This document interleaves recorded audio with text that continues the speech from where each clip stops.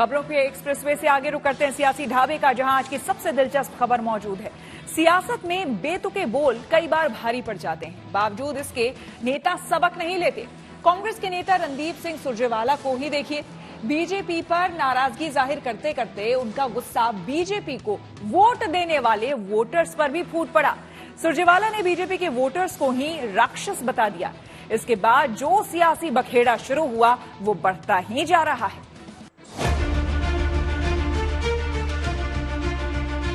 राक्षसों, भाजपा भाजपा के राक्षसों, राक्षस हो तुम लोग।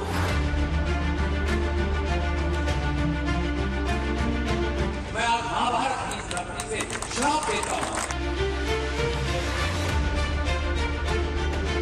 और भारतीय जनता पार्टी का जो समर्थक है वो राक्षस प्रवृत्ति का।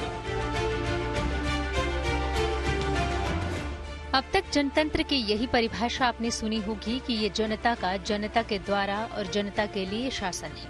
यानी जनतंत्र में जनता ही जनार्दन है, वोटर ही नियंता है।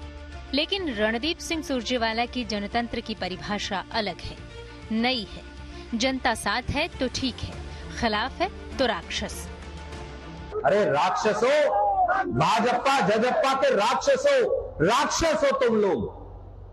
भारतीय जनता पार्टी को जो वोट देता है और भारतीय जनता पार्टी का जो समर्थक है वो राक्षस प्रवृत्ति का व्यक्ति है। मैं आज महाभारत की इस धरती से श्राप देता हूं। एक राक्षस प्रवृत्ति के परिवार में जन्मा ये व्यक्ति ही सोच सकता है कि इस प्रकार का अभद्र भाषा बोलना, ये मैं समझता हूं असंसदीय भाषा है। निश्चित रूप से इसका हम संज्ञान लेंगे।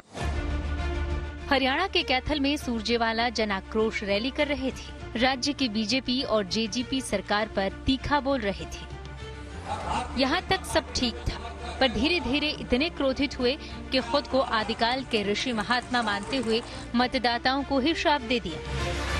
भारतीय जनता पार्टी को जो वोट देता है और भारतीय जनता पार्टी का जो समर्थक है वो राक्षस प्रवृत्ति का व्यक्ति है। मैं आज महाभारत की इस धरती से श्राप देता हूं। जाकर पूछना है तो उस बच्चे के, उस बिटिया के, उस बेटे के माँ बाप से पूछो, तो कहता मौका तो हो, नौकरी हुआ।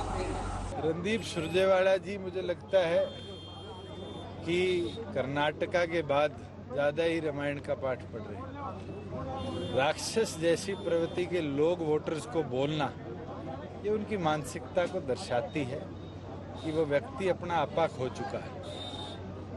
हम तो वोटर को भगवान मानते हैं। वो इस देश को कैसे सही दिशा पर चलाया जाए उस बारे में सोचकर अपने मत का अधिकार का इस्तेमाल करता है, और ये लोग उसको राक्षस बोलते हैं। ये उनकी नीच सोच और छोटी सोच। कर्नाटक की जीत के बाद से सुरजेवाला के सितारे बुलंद हैं। मध्य प्रदेश में कांग्रेस की तरफ से सीनियर ऑब्जर्वर बनाए गए, इससे रुतबा भी बढ़ा। पर इससे आया कॉन्फिडेंस कब ओवर कॉन्फिडेंस की सीमा लांघ गया, एहसास नहीं हुआ। अब मुश्किल पार्टी के लिए है। सोनिया जी, राहुल जी, आप क्या मानते हैं?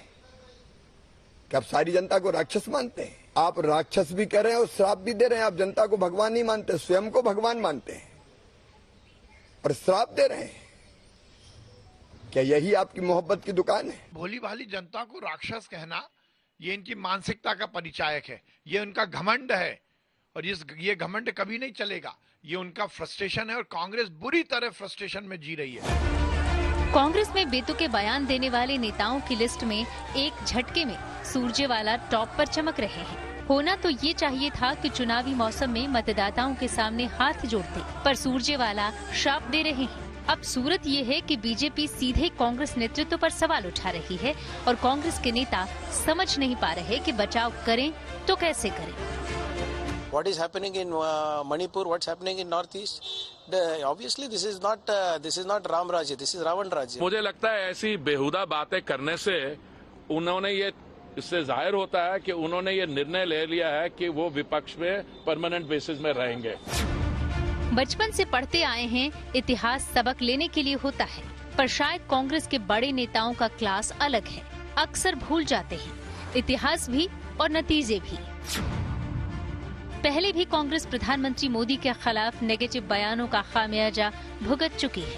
एक बार फिर रणदीप सुरजेवाला ने वोटर को ही राक्षस कहकर एक नया मुद्दा थाली में सजाकर बीजेपी को पेश कर दिया है। Bureau report, good news today.